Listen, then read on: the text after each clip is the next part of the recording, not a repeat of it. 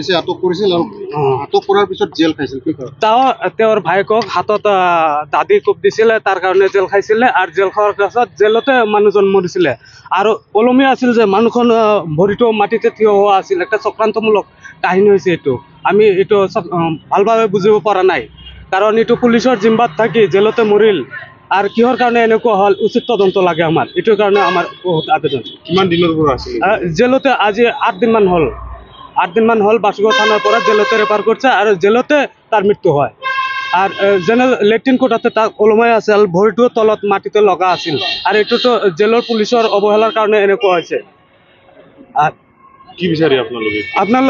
এতিয়া আমি ন্যায় বিচাৰো কিহৰ কাৰণে এনেকুৱা হ'ল এইটো মানুহটো জিম্বাত আছে জেলৰ পুলিচৰ জিম্বাত আছিল পুলিচৰ জিম্বাত থাকি পুলিচে কি কৰিলে কি পাহাৰা দিলে এইটোৰ কাৰণে আমি ন্যায় বিচাৰিছো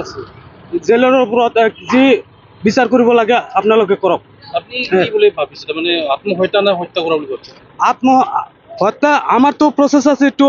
বেলেগে মাৰি ওলমাই থৈছে বুলি কাৰণ কি কাৰণে ভৰিটো মাটিত থিয় হোৱা আছিল ৰছীটো লং পেণ্ট এটা লং পেণ্টৰ লগত লং পেণ্ট দি ইয়াতে মাৰি ওপৰত থৈছিল তাতে কিবা ছোট ৱালত একটা পাংখা আছে পাংখাৰ লগত ওলমি থকা আছিল আৰ এইটো আমি বাৰবাৰ কৈছো ভালকৈ চাইছেনে ভালকৈ মই নিজে গৈ চাইছো ওচৰত যাই চাইছো লাৰি চাইছো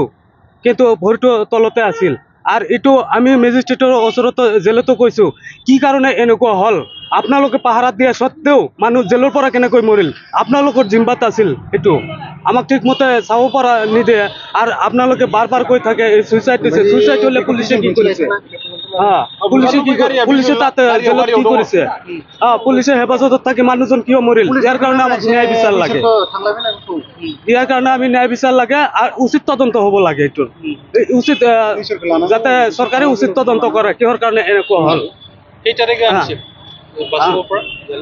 বাসুগাঁৱৰ পৰা আজি 8 দিন কয় তাৰিখে তাৰিখটা কত আছিল 30 তাৰিখ পুলিশ প্ৰশাসন 28 তাৰিখত থানাত লৈছিল থানাত এদিন ৰাখি তাৰপিছত ইয়াত জেলতে ৰেফাৰ কৰিছে আৰু কি কোকৰাঝাৰত লৈ আহিছিল কোকৰাঝাৰ জেলত আজি ঘৰৰ মানুহ চাব আহিব বুলি ৰেডি হৈ আছে ইয়াৰ মাজতে কোকৰাঝাৰৰ পৰা ফোন গৈছে মানুহজন সুইচাইড কৰিছে আমি তাৰ পৰাই কৈছো সুইচাইড যে হ'ল পুলিচৰ জিম্বাত থাকি কেনেকৈ সুইচাইড হ'ল পুলিচে কি কৰিলে আমি যদি গৰু ৰাখল হয় গৰুটো ভালমতে নচৰাও তেনেহ'লে আমাৰ কি উপায় হ'ব আমি কেনেকৈ ৰক্ষা কৰিম এইকাৰণে যাৰ যিটো ডিউটি উচিত ডিউটি কৰিব লাগে আৰু ইয়াৰ কাৰণে আমি উচিত তদন্ত বিচাৰিছো